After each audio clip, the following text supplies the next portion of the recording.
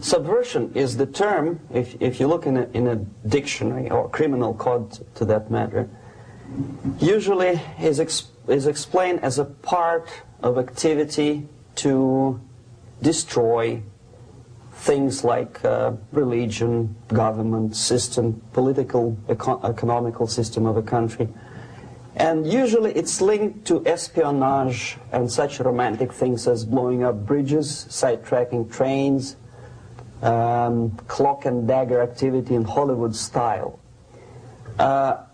What I'm going to talk about now has absolutely nothing to do with the cliché of espionage or KGB activity of collecting information. So the greatest mistake or misconception, I think, is that whenever we are talking about KGB, for some strange reason, starting from Hollywood movie makers to professors of political science and quote-unquote experts on Soviet affairs, or Kremlinologists as they call themselves, they think that the most desirable thing for Andropov and the whole KGB is to steal blueprints of some supersonic jet, bring it back to Soviet Union and sell it to the Soviet military-industrial complex. It's only partly true.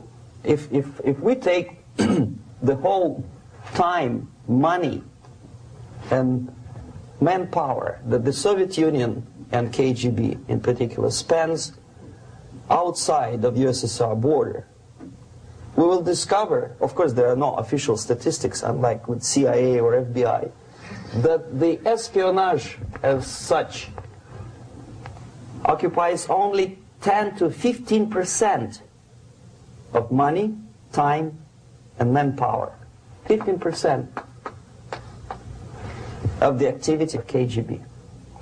The rest, 85%, is always subversion.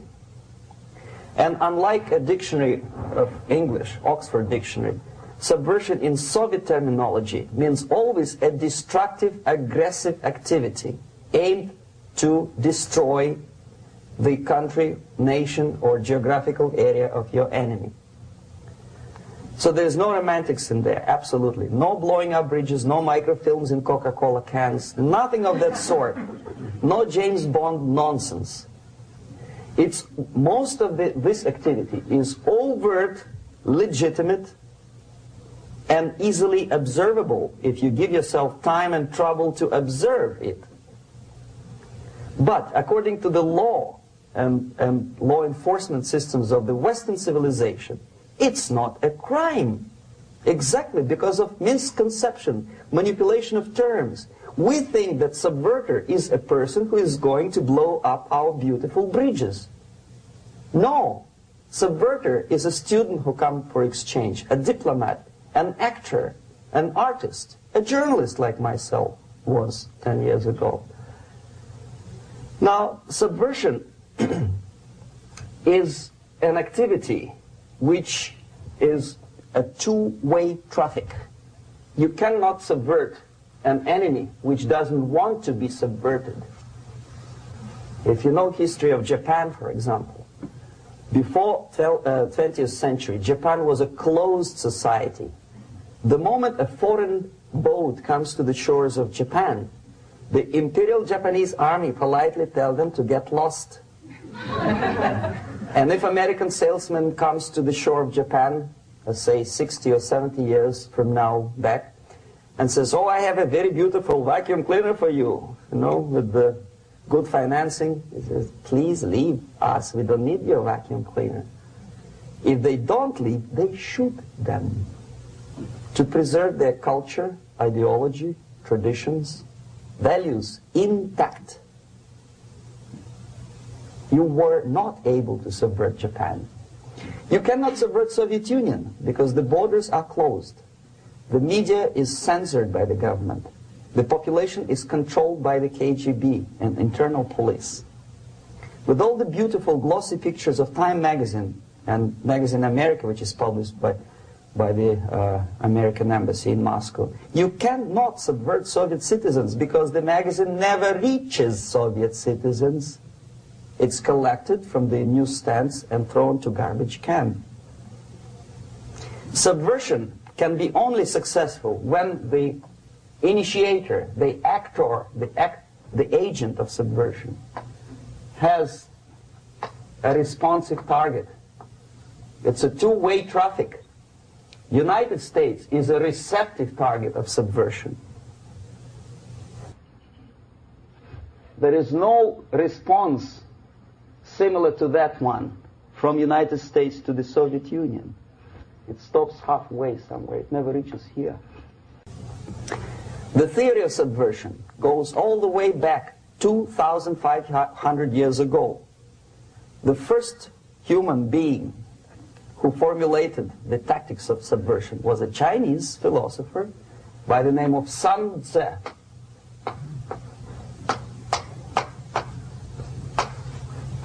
2,500 years BC. He was an advisor for several imperial courts in ancient China. And he said, after long meditation, that to implement state policy in a warlike manner, it's the most counterproductive, barbaric, and inefficient to fight on a battlefield. You know that war is continuation of state policy, right? So if you want successfully to implement your state policy and you start fighting, this is the most idiotic way to do it. The highest art of warfare is not to fight at all, but to subvert anything of value in the country of your enemy, until such time that the perception of reality of your enemy is screwed up to such an extent that he does not perceive you as an enemy, and that your system, your civilization, and your ambitions look to your enemy as an alternative, if not desirable, then at least feasible. Better red than dead. That's the ultimate purpose, the final stage of subversion, after which you can simply take your enemy without a single shot being fired, if the subversion is successful. This is basically what subversion is. As you see, not a single mentioning of blowing up bridges. Of course, Sun Tzu didn't know about blowing up bridges. Maybe there were not that many bridges at that time. But the basics of subversion is being taught to every student of KGB school in USSR and to officers of military academies.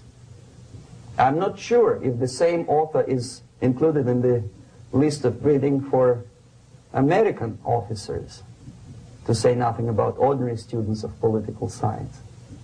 I had difficulty to find the translation of Sun Tzu in the library of a university in Toronto and later on here in Los Angeles. But it's a book which is not available. It is forced to every student in USSR. Every student who is taught to be dealing further in his future career with foreigners. What subversion is? Basically, it consists of 4 periods, time-wise. If we start from here and go this way, time, right? This is the beginning point. The first stage of subversion is the process which is called, basically, demoralization. It says for itself what it is.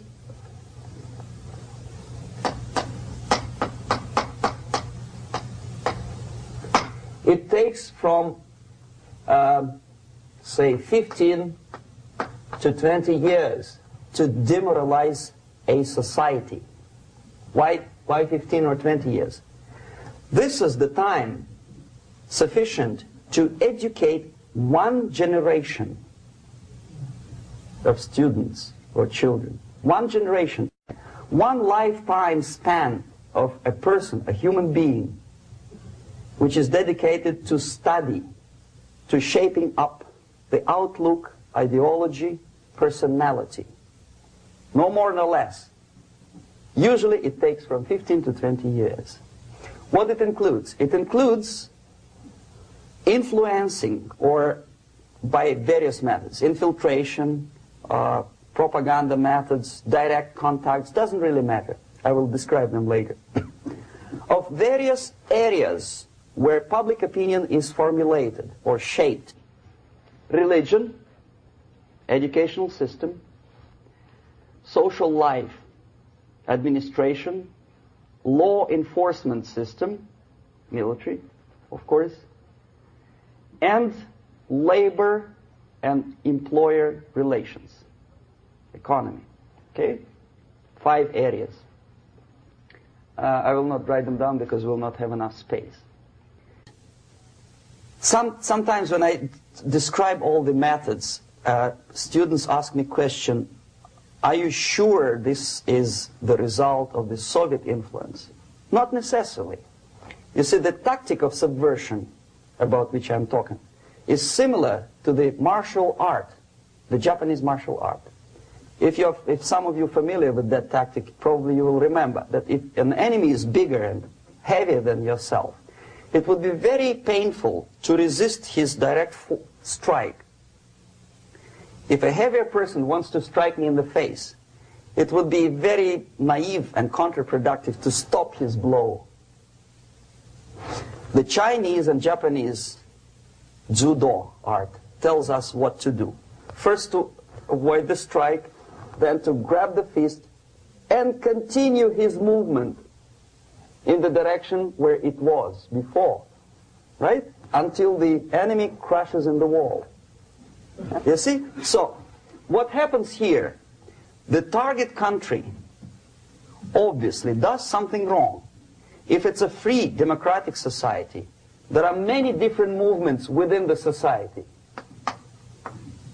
There are obviously, in every society, there are people who are against this society. They may be simple criminals, ideologically in disagreement with the state policy, conscientious enemies, simply psychotic personalities who are against anything, right? And finally, there are a small group of agents of a foreign nation, bought, subverted, recruited, right? The moment all these movements will be directed in one direction, right? This is the time to catch that movement and to continue it until the movement forces the whole society into collapse, into crisis, right? So that's exactly the martial art tactic. We don't stop an enemy. We let him go. We help him to go in the direction we want them to go. Okay? So, on the stage of demoralization, obviously there are tendencies in each society, in each country, which are going to opposite direction from the basic moral values and principles. To take advantage of these movements, to capitalize on them, is the main purpose of the originator of subversion. So we have religion, we have education, we have social life, we have power structure, we have labor relations, unions, and finally we have law and order. 1, 2, 3, 4, 5, 6. Okay? These are the areas of application of subversion. What it means exactly? In case of religion, destroy it, ridicule it, replace it with various sects, cults, which bring people's attention, faith, whether it is naive, primitive, doesn't really matter. As long as the basically accepted religious dogma is being slowly eroded and taken away from the supreme purpose of religion, to keep people in touch with the supreme being, that serves the purpose. Therefore, replace accepted, respected religious organizations with fake organizations. Distract people's attention from the real faith and attract them to various different faiths. Education. Distract them from learning something which is constructive, pragmatic, efficient. Instead of mathematics, physics, foreign languages, chemistry, teach them history of urban warfare, natural food, home economy, your sexuality, anything, as long as it takes you away, okay, Social life. Replace traditionally established institutions and organizations with fake organizations. Take away the initiative from people. Take away the responsibility from naturally established links between individuals, group of individuals, and society at large, and replace them with artificially, bureaucratically controlled bodies. Instead of social life and friendship between neighbors, establish social workers institutions. People who are on payroll of whom? Society? No. Bureaucracy. The main concern of social workers is not your family, not you, not social relations between groups of people. The main concern is to get the paycheck from the government. What will be the result of their social work doesn't really matter. They can develop all kind of concepts to show to the government and to the people that they're useful. Okay, away from the natural links, power structure. Okay, the natural bodies of administration, which are traditionally either elected by people at large or appointed by elected leaders of society, are being actively substituted by artificial bodies. The bodies of people, groups of people, whom nobody elected. Never. As a matter of fact, most of the people don't like them at all, and yet they exist. One of such group is media. Who elected them? How come they have so much power? Almost monopolistic power on your mind. They can rape your mind. But who elected them? How come they have a nerve to decide what is good and what is bad for the elected by you, president, and his administration? Who the hell are they? Spiro Agnew, who was hated by the liberal left, called them a bunch of enfeebled snobs. And that's exactly what they are. They think they know. They don't. The level of mediocrity. In a big establishment like New York Times, Los Angeles Times, major television network, you don't have to be excellent journalist. You have to be exactly a mediocre journalist. That's easier to survive. There's no competition anymore. You have your good, nice income, $100,000 a year. That's it. Whether you are better or worse doesn't really matter anymore. As soon as you're smiling to the camera and do your job. That's it. No more competition. Power structure slowly is eroded by the bodies and groups of people who do not have neither qualification nor the will of people to keep them in power, and yet they do have power. Okay. Together with that, there is another process. Law enforcement, law and order organization and structure is being eroded. For the last 20, 25 years, if you see old movies and new movies, you can see that in new movies, a policeman, an officer of the United States Army looks dumb, angry, psychotic, paranoid. A criminal looks nice, kind of, well, he smokes hash and shoots the whatever drug, but basically he's a nice human being. He's creative. And he's unproductive only because society oppresses him. Whereby a general of Pentagon is always, by definition, a war maniac. A policeman is a pig, rude policeman. He abuses his power. You know? A generalization like that.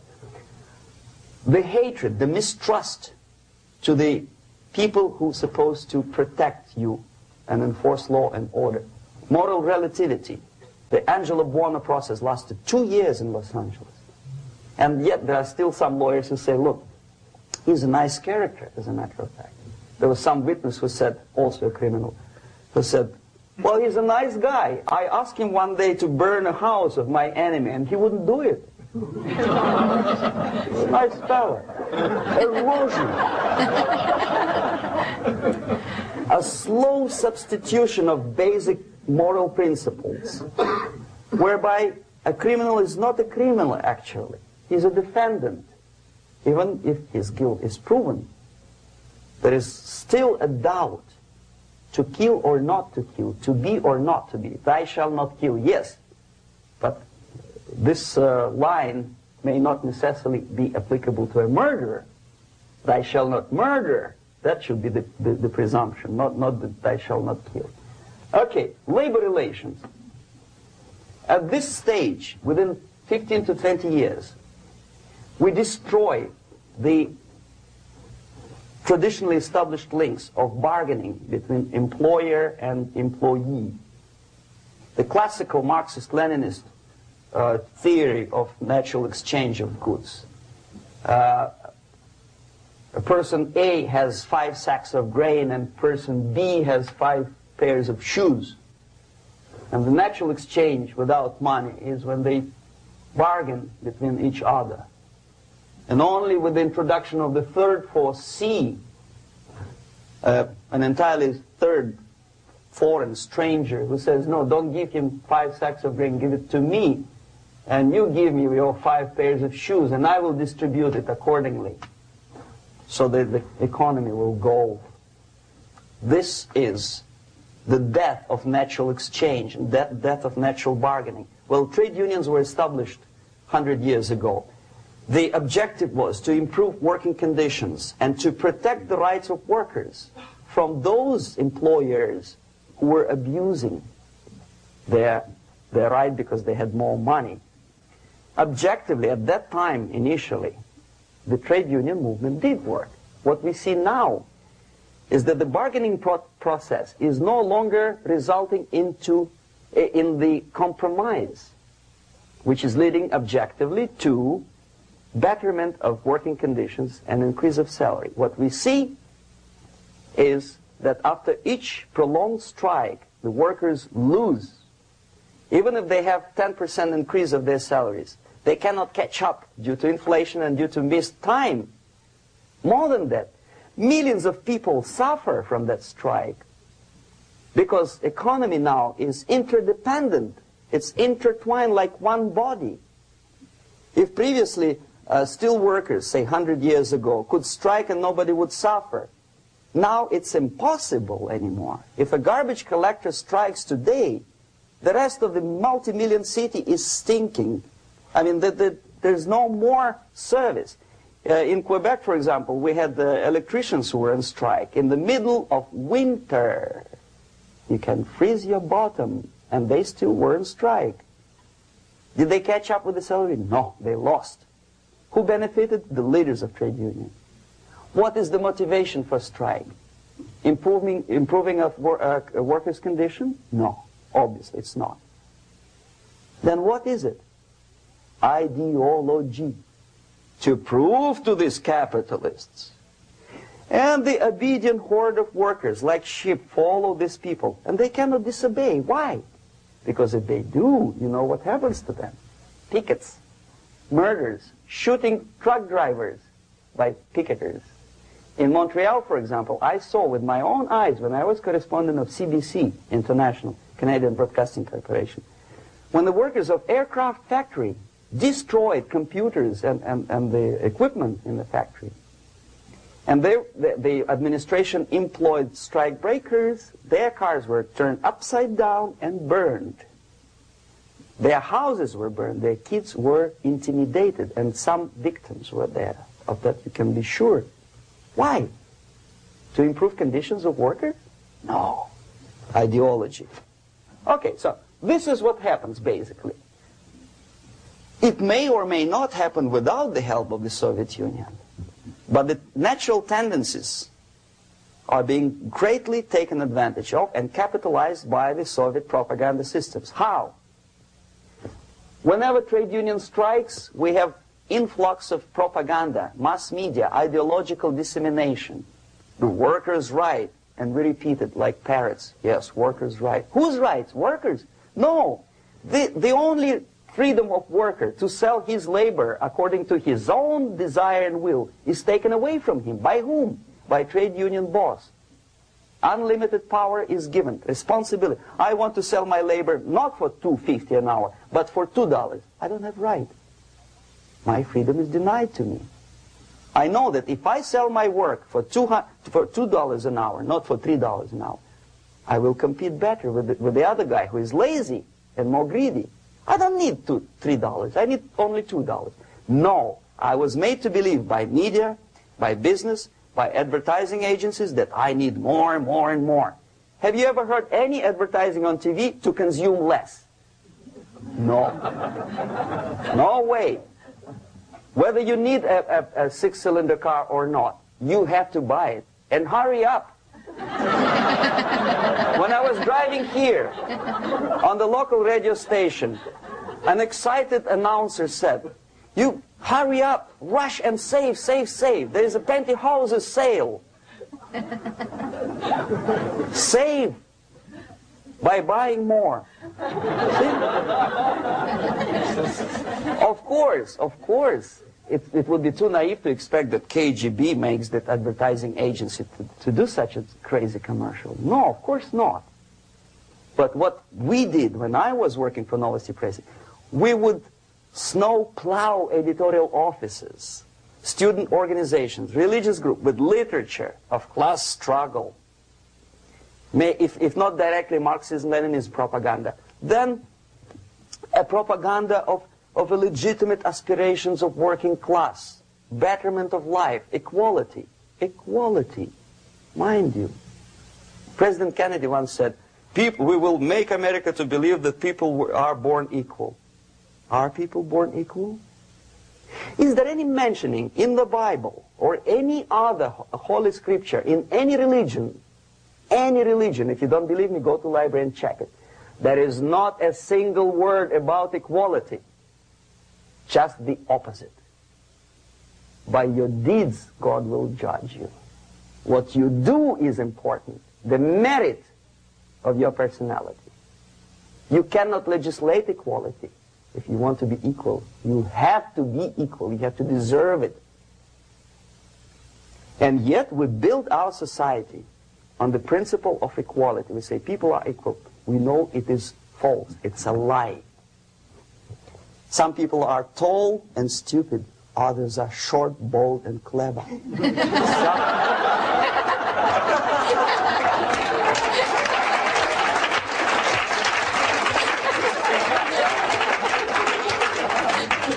If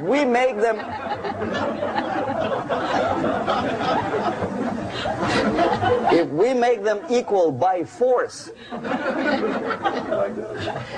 if we put the principle of equality in the basis of our socio-political structure, it's the same thing as building a house on sand.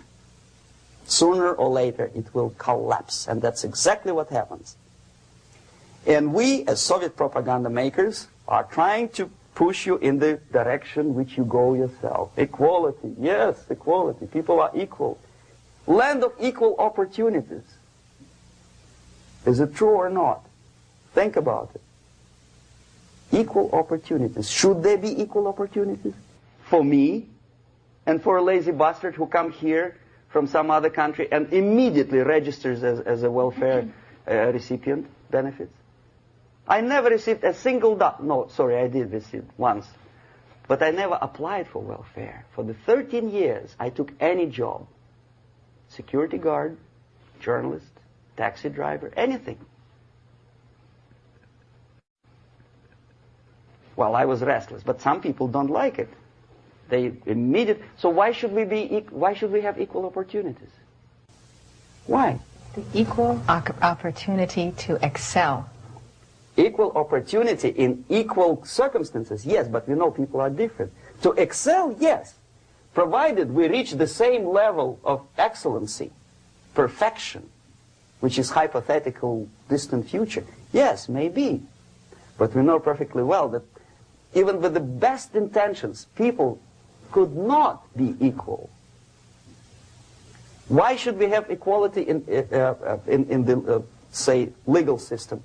Myself, I'm considering myself a law-abiding citizen, and a person who comes here to rob and shoot, say, the United States administration under Carter, imported thousands of Cuban criminals. They were known criminals, yet they were accepted. Do you think it's fair if myself and my wife from Philippines, who work like excuse me, horse as a lab technician in the hospital should have the same rights as a criminal from Cuba? Why? And yet we repeat as parrots, equality, equality, equality. And the Soviet propaganda system helps us to believe that equality is something which is desirable. Democracy, as it was established by fathers of this country, of this system in the last century, is not equality. It's the system where different people, unequal people, have a chance to survive and help each other in constant competition, in constant perfection, not in equality, which is superimposed from a godfather or nice person in Washington, D.C. And the absolute equality exists in Soviet Union, quote-unquote equality. Everybody is equal in dirt, except some people are more equal than the others in Politburo.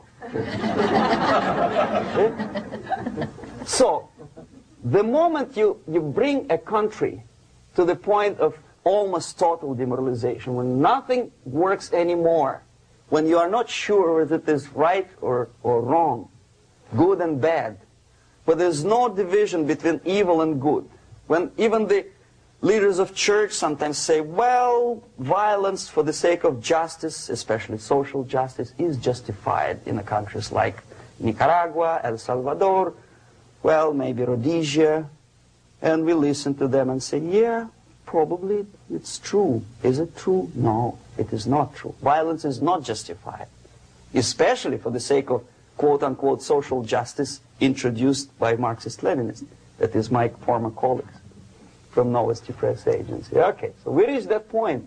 The next step is destabilization.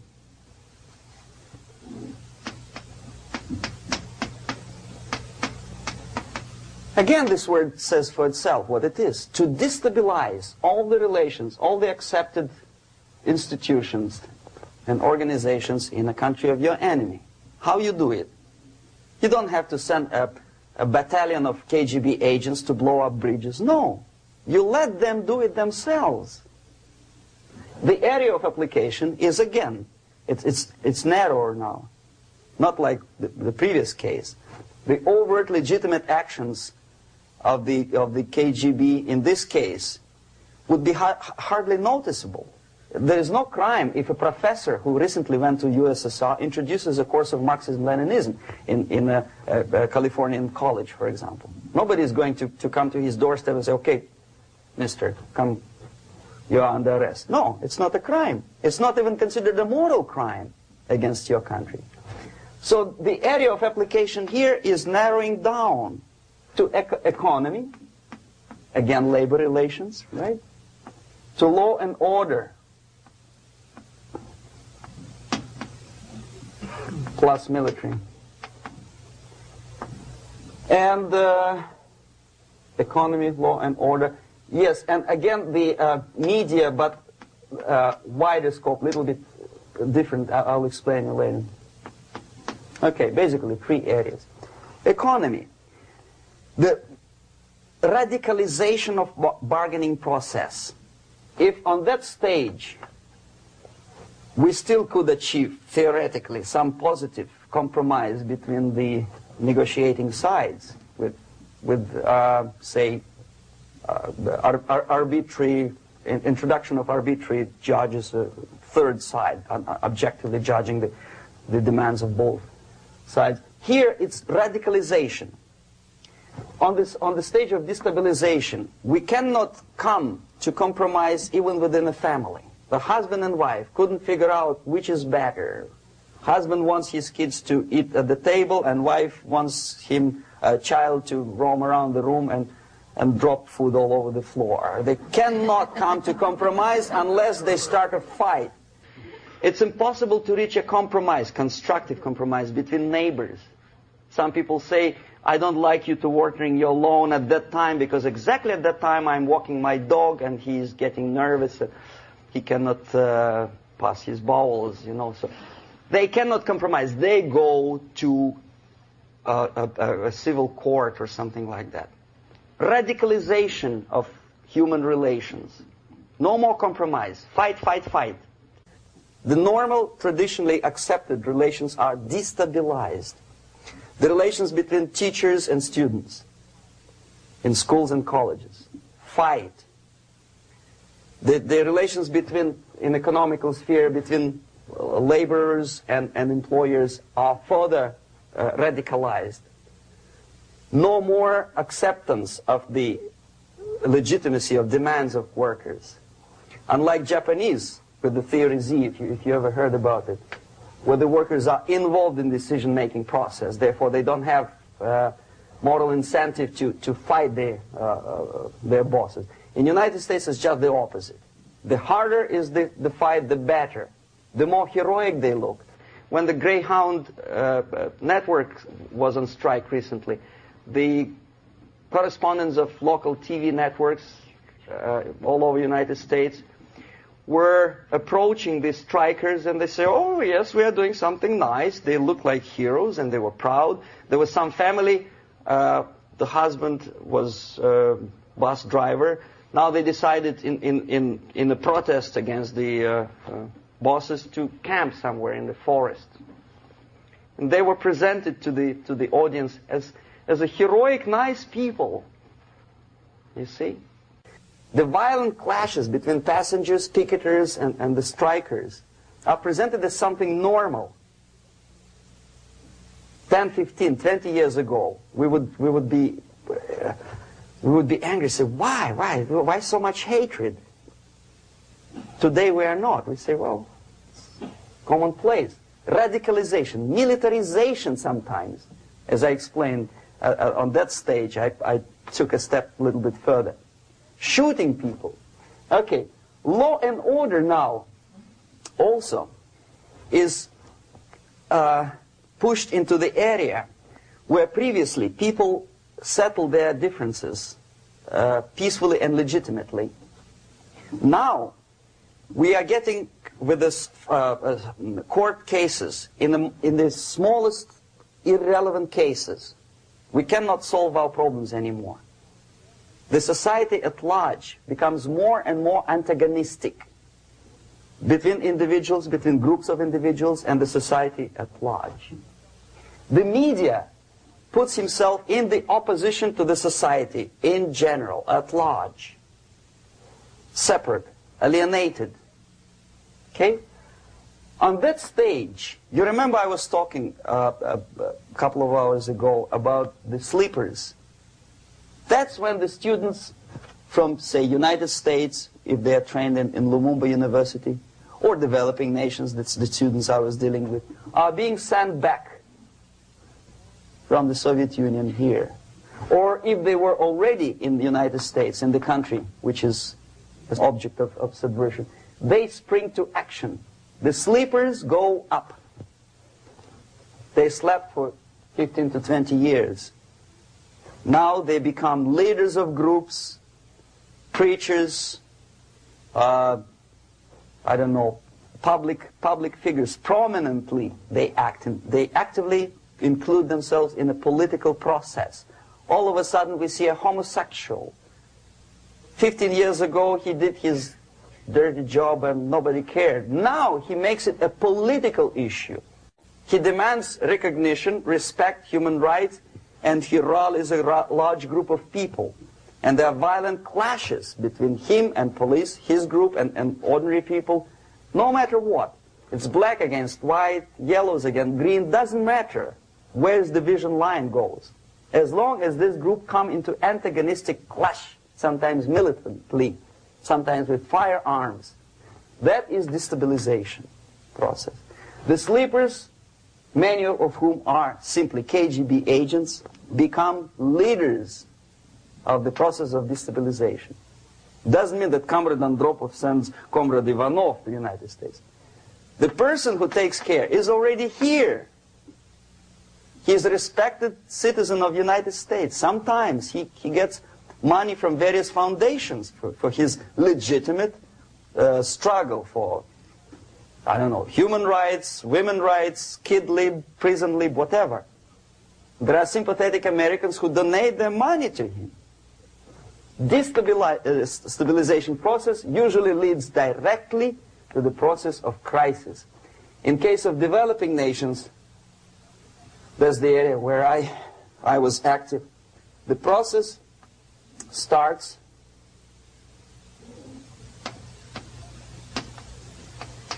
when the legitimate bodies of power, the social structure collapse. It cannot function anymore.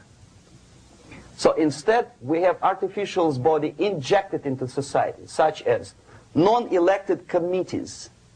You remember I was talking about them here. Social workers who are not elected by people, media who are self-appointed rulers of your opinion, some strange groups which claim that they know how to lead society forward. They don't usually. All they care is how to collect donations and sell their own concocted ideology, mixture of religion and ideology. Here, we have all this artificial body claiming power. If the power is denied to them, they take it by force. In case of Iran, for example, all of a sudden we have revolutionary committees. What kind of revolution? There was no revolution yet, and yet they had the committees.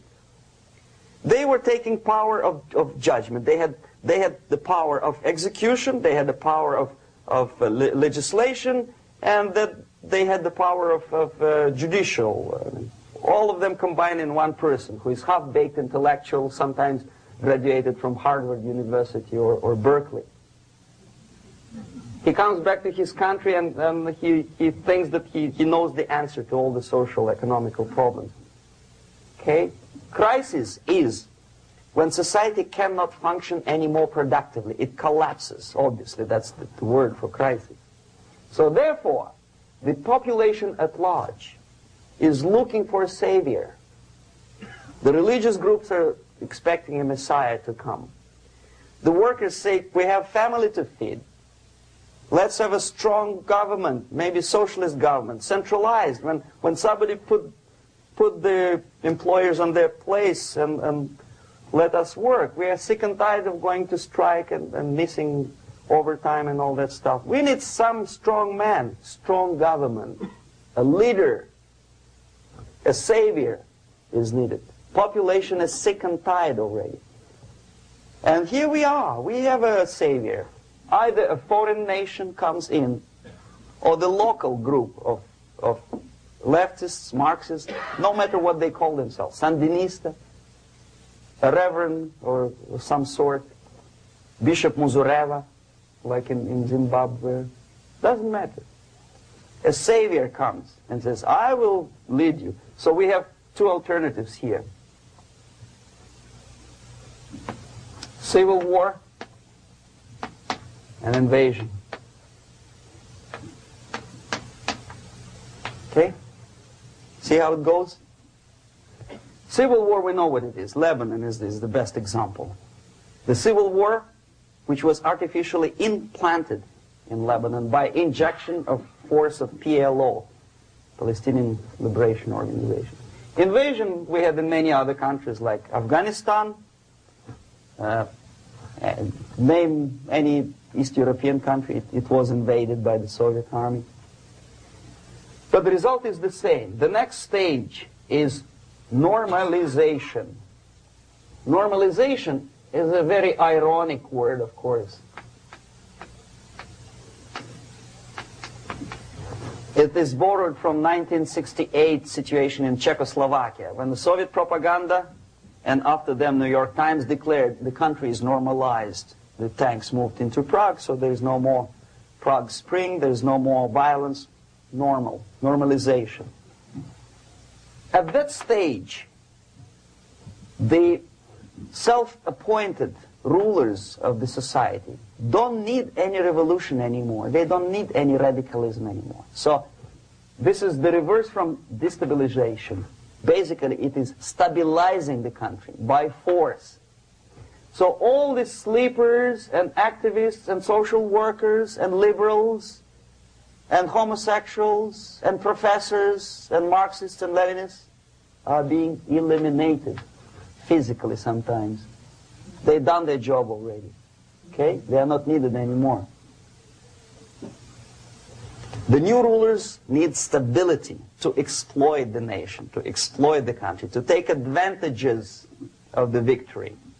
Okay? So no more revolutionaries, please. And that's exactly what happens in a number of countries. You remember Bangladesh? This is the crisis in which I was instrumental. First they had Mujibur Rahman. In 1971, he was the leader of People's Party, Awami League, with mustache like Stalin. He was in Russia many times.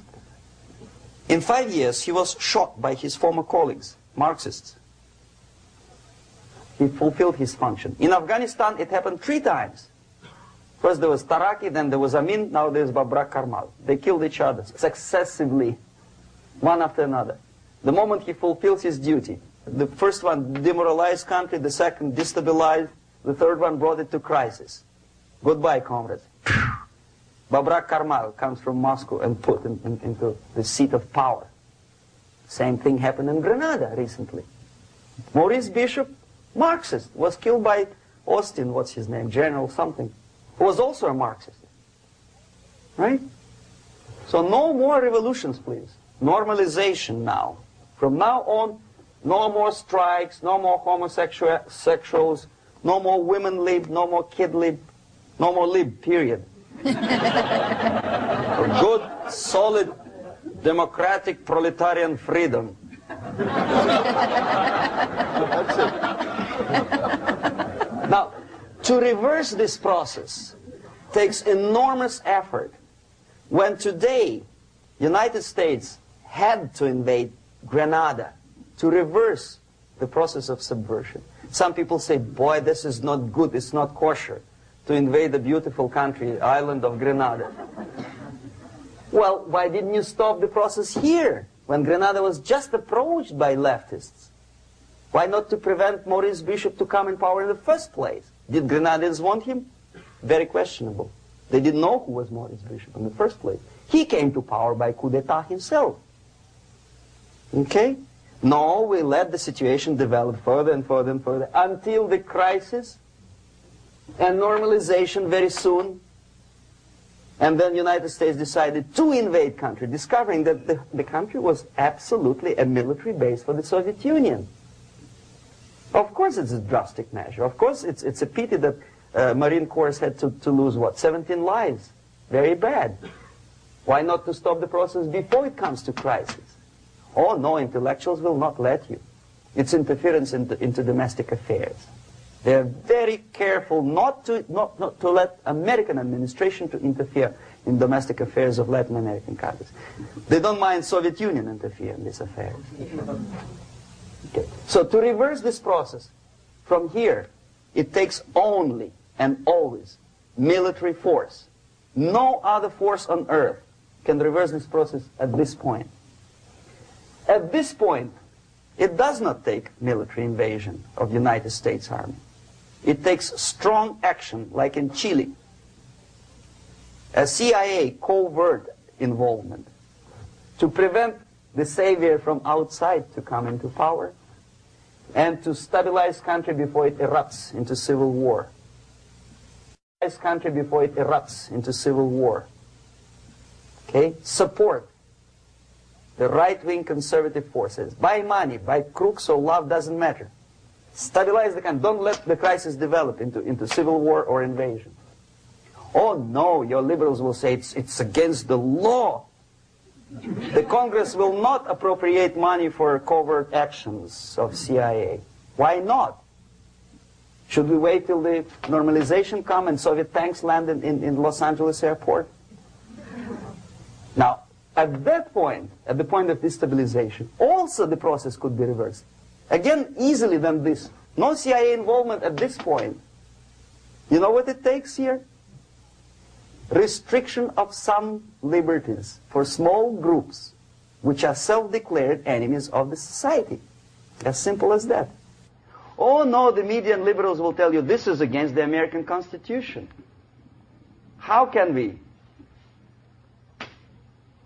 by force deny the civil rights to criminals, for example? It's not good. Okay? So we allow them to. Okay, if you allow the criminals to have civil rights, go on and bring the country to the crisis. This is a bloodless way to do. Curb the rights. I mean, not to put them in prison. No, I'm not talking about putting all the gays from San Francisco in the concentration camp.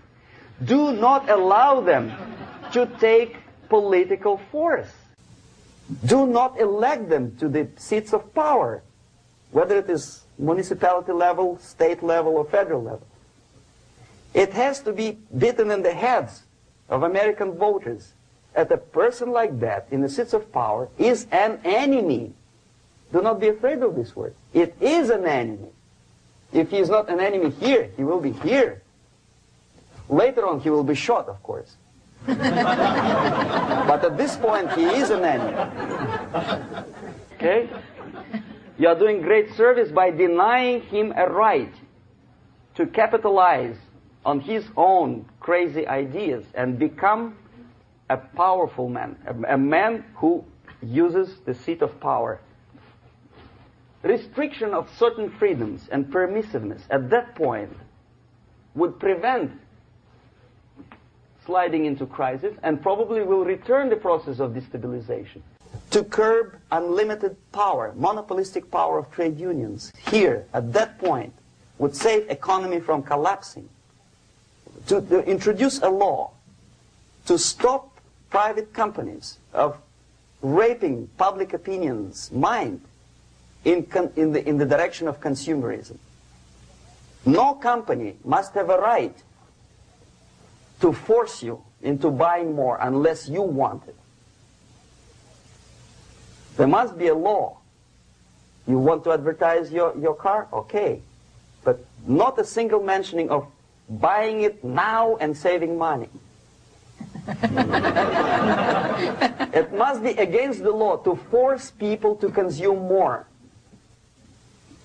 Self-restraint. Previously, before this process started, the self-restraint was a business of church, religion. Because our preachers, the fathers of church, would tell us, material values are good, but it's not the prime function of human being. Because you have to live with something. Obviously, the design for our life is not to consume more deodorants. There must be something greater. If such a complicated instrument as human body was created, obviously there must be some higher purpose for that. And it's very easy to avoid destabilization by denying the greedy companies one little freedom, one little liberty, forcing you into turning yourself into processors of unwanted products and goods. They turn you into machines, like the worm who there's inlet and outlet. So, and how long an average appliance lasts these days? Less than a year. Why? Where's workmanship? Well, we want you to buy more. Okay. Destabilization process could be easily overcome if, as I say, the society, by its own will or after persuasion by the leaders, will come to the idea of self-restraint. It's so hard, we want to consume more, but you have to. Unless you will come to this stage, when, as we say in Russia, if Sahara Desert ever becomes a communist state, there will be shortage of sand. So you have to curb your... You have to curb your expectations at this point before it's too late. But no, we don't want to do it. Demoralization process. Again, it's the easiest thing to reverse. First of all, by restricting import of propaganda. The easiest thing to do. Unlimited, unrestrained import of Soviet literature, Soviet journalists. Giving Soviet propaganda and ideological agitators equal time on American TV networks. It has to be stopped.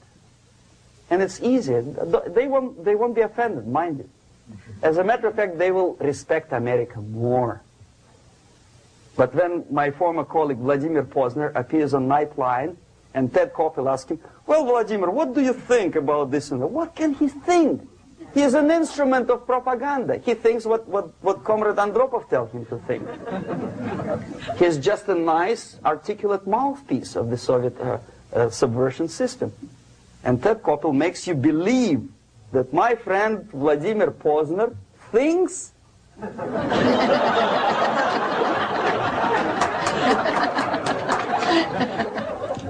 the process of demoralization may not have started at all if at that point the country, which is a recipient of subversion, actively, not violently, but actively, prevents importation of foreign ideology. I don't want America to follow the pattern of ancient Japan. You don't have to shoot every foreigner when it approaches the sacred borders of the United States. But when he offers you a junk in the disguise of very shiny something, you have to tell him, no, we have our own junk.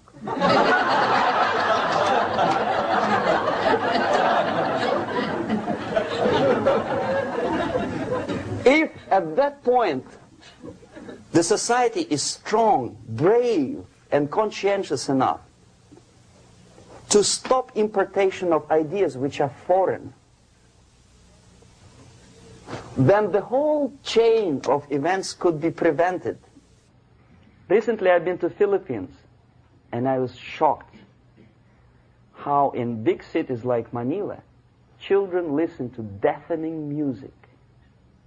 A melodious nation with long traditions of good, nice ethnic music, introduced by Spanish long time ago, maybe 2 centuries, 3 centuries ago, I don't remember how long.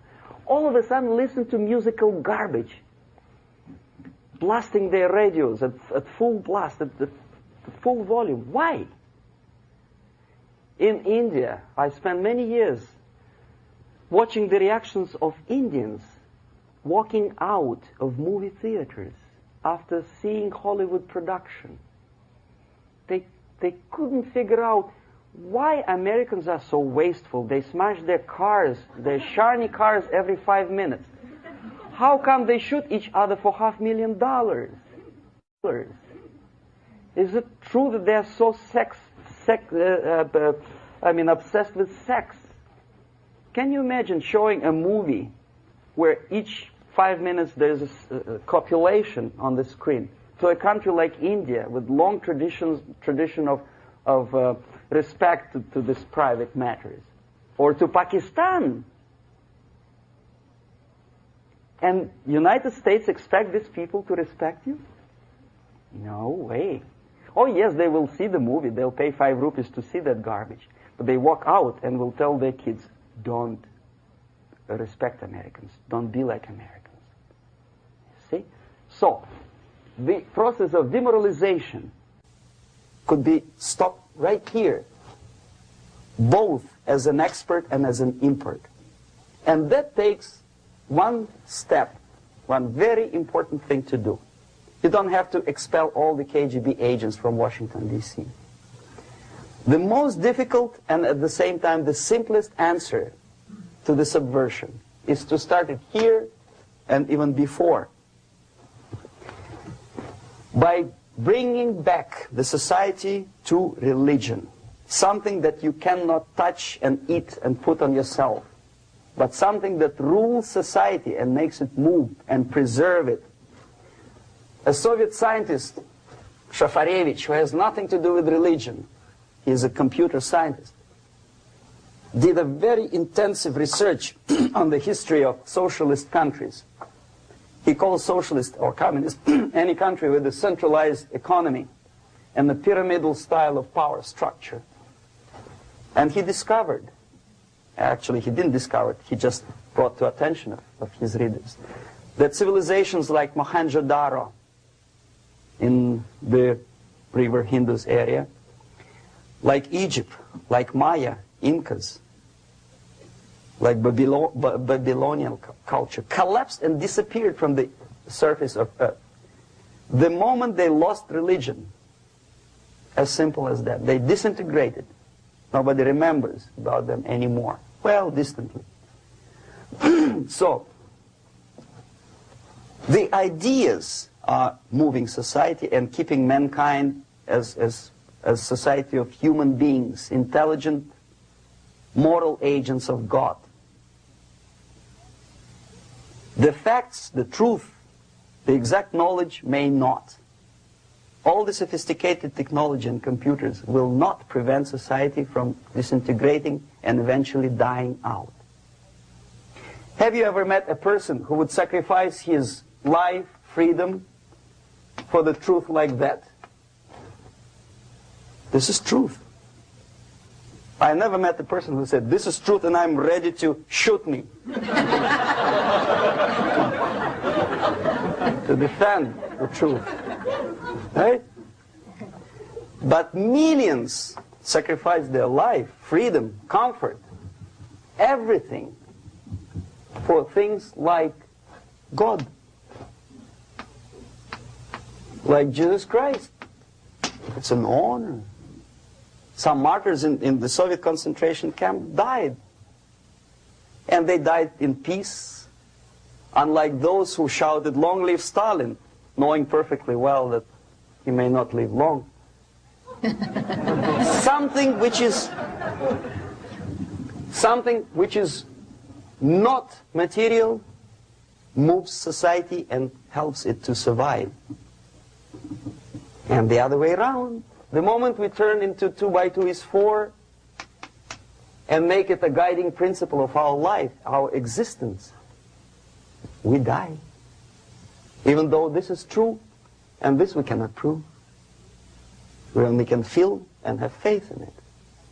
So the answer to ideological subversion, strangely enough, is very simple. You don't have to shoot people, you don't have to aim missiles and Pershings and cruise missiles at Andropov's headquarters. You simply have to have faith and prevent subversion. In other words, not to be a victim of subversion. Don't try to be a person who in judo is trying to smash your enemy and being caught by your hand. Don't strike like that. Strike with the power of spirit and moral superiority. If you don't have that power, it's high time to develop it. And that's the only answer. That's it. Thank you.